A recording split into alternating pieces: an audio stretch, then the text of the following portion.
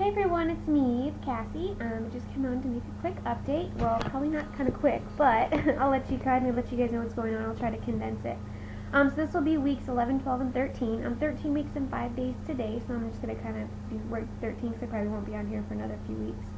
Last time I left off, I was in the hospital.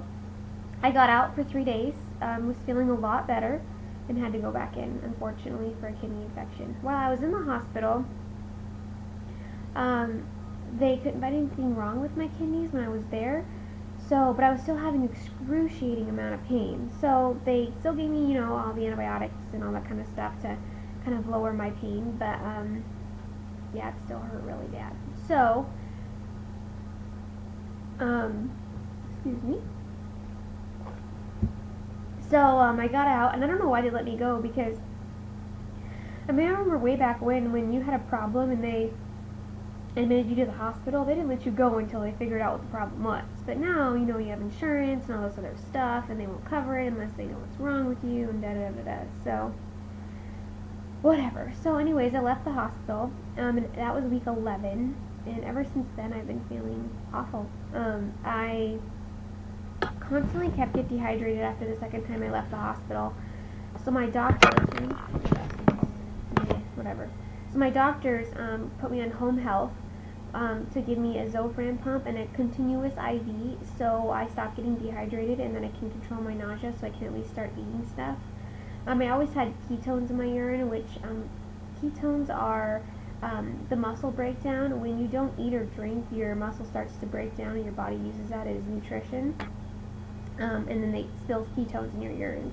So it pretty much means like you're dehydrated and you don't have enough food in you. So it's been getting better. I'll show you guys everything. So in case you guys have to ever go through this, or any of you TTCers that ever have like hyperemesis or anything, then you'll probably do this. This is the pump right here.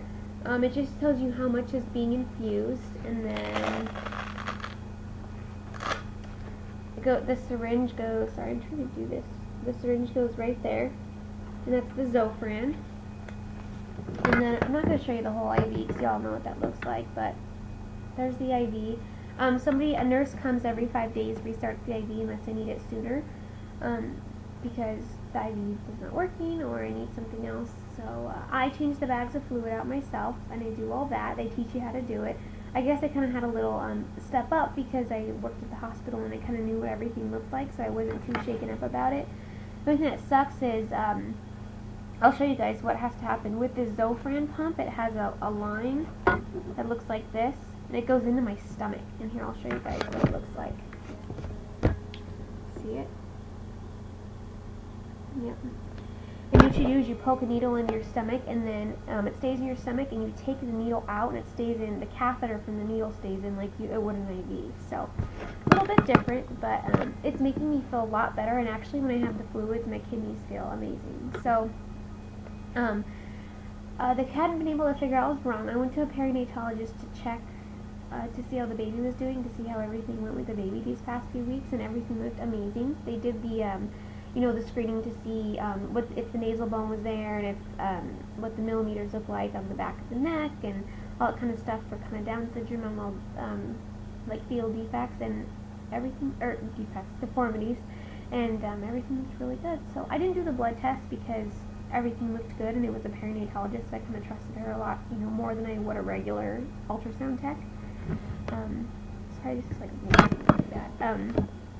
So I got some good pictures. I'm in a comfortable spot right now, and I really don't want to get up and get them, so I'll show you guys next time I get on. They're really cool, and what's cool about this place is you just don't get like the regular ones. It's like actual 3D, so it was cool. I didn't even ask for it. My insurance just paid for it, so it was awesome.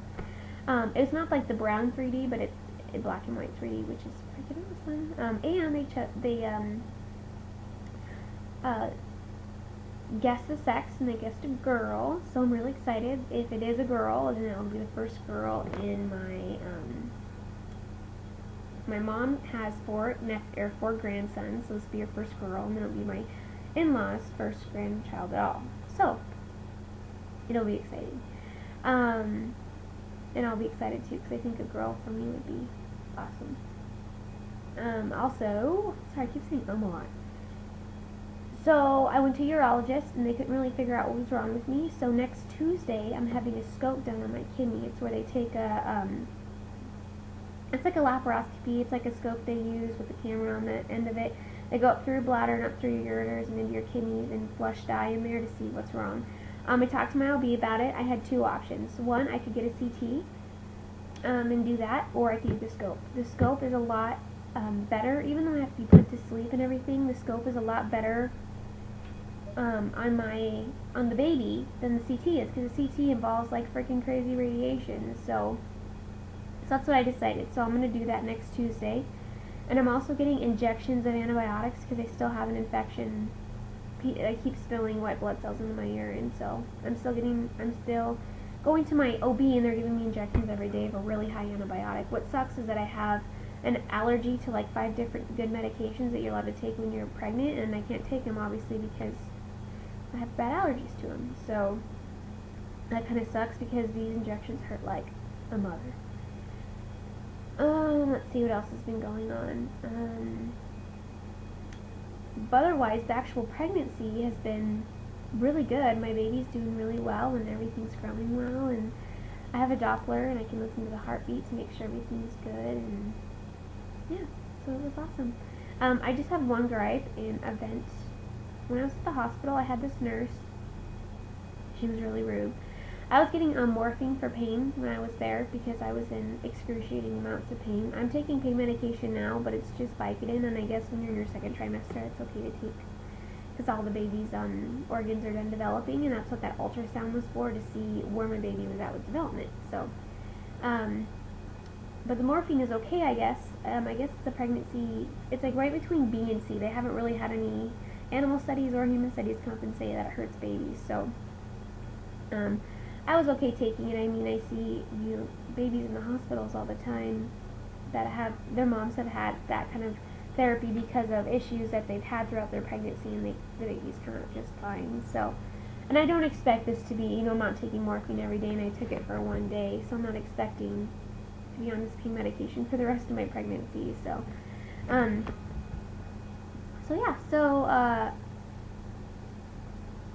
the nurse comes in, and I asked her if I could get a dose of pain medication, and she was just getting on a shift, so it was like 7 in the morning, and I was still like really groggy and sleepy from the night before. So she comes in, and I like put my arm out so she could give me the pain medication while I'm laying on my side, and then she starts lecturing me on, oh, your poor baby, I don't know why, your poor baby's getting all this pain medication and da-da-da-da-da-da. Okay, since I went to nursing school for 2 semesters, I know that is not out of nursing practice. You never ever give your personal opinion about what's going on.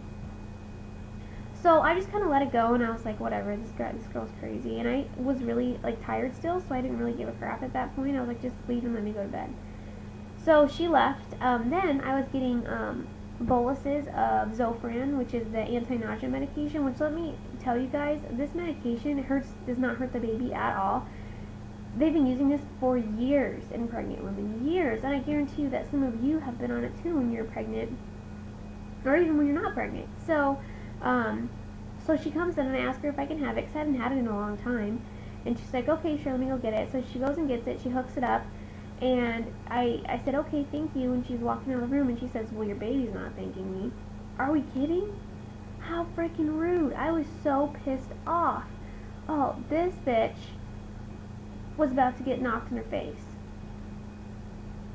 So I was pissed off, and that was an awful experience. So I actually wrote to the director of the OB and told them her name and what was going on. And then guess what? 2 weeks later, I get a card in the mail saying that she hopes that my stay went well and da-da-da-da from this nurse. Well, you know what? I can even imagine I was on antepartum. There's probably ladies there that had 20 different medications running to try to keep their babies healthy. So I don't even want to know what she said to them about their medications. So I don't know, that just kind of really pissed me off. But I'm running out of time, so I'm glad I got to this in one segment. I'll come on here next week, and I will do another one, letting you guys know how my surgery went. And for all you TTCers, good luck. And for everybody student transfers, oh, I'm excited for you. So, yeah. Congratulations to everybody that got their BFPs recently, and care. Bye, guys.